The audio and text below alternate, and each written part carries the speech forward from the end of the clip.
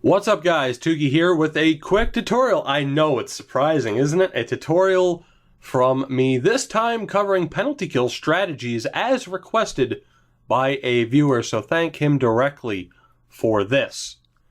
Now of course we're going to cover 5-on-4 as well as 5-on-3.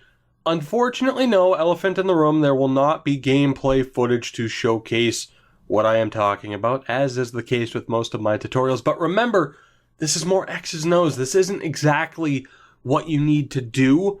It's more about having a system to fall back on so that you and your teammates know exactly where you're going to be and where the other teammates are going to be. Positioning in this game will always be an inexact science due to the randomness of animations. Also, like all of my tutorial videos, this is from the perspective of a full 5-skater team. Obviously, with computers, it is much more difficult to pull off some of these strategies, and depending on what computers you have, whether it's a forward AI or a defender, it varies as to what you should do. So if you're playing 2s, 3s, or even 4s, the best thing I can recommend is to simply play it safe, as even the in-game strategies that you can set very rarely work from my experiences. Anyway, starting off with the simple 5-on-4 penalty kill. Now, as far as breakouts go, I'll just touch up on this really quick. It is fairly obvious when you should simply dump the puck, or when you should attempt to actually, break the puck out and get some offensive zone time out of it, or just get it down towards their end of the ice to kill off the penalty. A lot of people, especially on D-zone draws, like to run the slap shot exit by firing it around the boards and having the far side winger retrieve it, or the other main option is legitimately dumping the puck and just having one or two of your forwards chase it down. In fairness, both work, but generally just clearing the puck and focusing on the kill and getting into a formation is what I would recommend, hence this video. So moving up to the blue line, and keep in mind, any of these 5 option plays can be used in a more aggressive manner than what I'm displaying here by default. And actually, I think, now that I mentioned this isn't in my script here, in the top right corner, I'll let you know the base formation, the more aggressive option, and the extremely aggressive option. So you'll have an idea of how you can use these, and we'll take it from there. So starting off with option 1. Like I said, it's 5-on-4. Your team has dumped the puck out, and the other team is regathering possession in their defensive zone. So what do? Well, if you're playing very defensively, you have 2 main options. One is more safe than the other, and we'll start off with that one. It's a 3-1 trap. Both forwards and one defender, it doesn't matter which one, will be on the blue line with your other defender playing a bit more shallow so he can quickly get to either a dumped in puck or he can quickly support his teammates if the blue line is breached. As I said, if you want to be more aggressive, you can shift those front 3 players up to the neutral zone line, the red line, with your defender at your own blue line. Or even the ultra-aggressive formation, your 3 front players at the opposing team's blue line with your defender patrolling center ice. It's the main component in every tutorial that I make. It's all about flexibility and options. It's simply up to your team to decide what works best for you, knowing when to be aggressive and defensive, which depends on the score, the time on the clock. It's all about situational awareness and whether or not it is the right time to be aggressive or defensive. Option 2, now this is perhaps the most risky option of the ones I'm going to be listing out here. It is a full 4-man trap, which will obviously be difficult for the other team to pass, but very clearly is susceptible to the dump and chase. But if you're up against a team of figure skaters who clearly don't like to dump the puck, go for it. Again, it's all about situational awareness and the type of team that you are playing.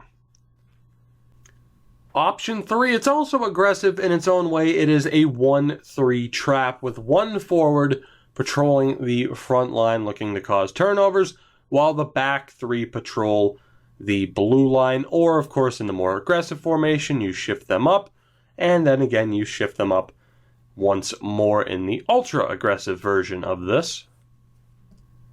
Option 4 is simply a more defensive version of option 3.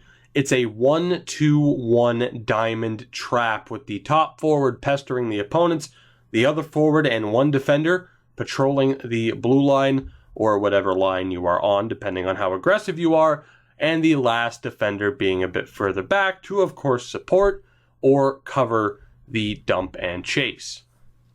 And option 5 is a more aggressive formation. It is the box formation with your two forwards on the front line and your defenders a bit further back. If your forwards are able to hold the line, perfect. If not, the defense is of course there to step up and cover, or to quickly gather the puck if it is dumped in. And with both forwards being a bit more aggressive, you're much more likely to be able to hit your opponent on the counterattack, or to break up the puck in the neutral zone directly for a counterattack, or to simply clear the puck again. Now moving back into the defensive zone, unfortunately your opponents have breached the blue line and have the puck in your zone. So how do you structure yourselves? Well, you will notice some similarities. Option 1 is the box, two forwards high that do their best to cover the point, the slot, and the sideboards. And of course your two defenders in front that watch cross creases, step in attempts, and they patrol the corners. Remember, as defenders, there's no reason to go behind the net on most occasions, and that especially goes for the penalty kill. Feel free to check out my defensive zone positioning tutorial if you haven't already to know how I generally structure myself in the defensive zone. Now, if the puck is in a corner, whatever side it's on, that defender is the one to engage, while the forward on that side covers for that defender in the middle. And finally, the far side winger pinches in, essentially creating a weak zone lock that makes the far side of the ice much less of a threat. If they work it around the back of the goal, you simply reset into the normal box formation and you start all over. Option 2 is the triangle with one forward high and the other forward joining the two defenders in front of goal. And the goal of this formation is to absorb as much pressure as possible and simply block whatever comes towards the goal. The top forward does his best to take away the shooting options, while the other three have to prevent cross creases, step in chances, and try to block those point shots. Speaking of which, this is obviously susceptible to one-timers from the point, so you have to read how your opponents play and decide whether or not this is worth the risk. And your third option is the diamond, one forward high, one defender, and the other forward out wide with your final defender in front of goal. Arguably the most aggressive setup competing with the box for that title. The three front players do their best to break up any passes and take away any shooting opportunities, while the defender attempts to block any point shots and take away any cross-crease opportunities. Quickly, we will talk about 5-on-3s as well. At the blue line, you have three options with, of course, the choice to be more aggressive or defensive. First up, it's the straight three-man trap. And again, it's dangerous with all three players on the line of your choice. It does give you, though, the best chance of preventing your opponent from getting into the offensive zone.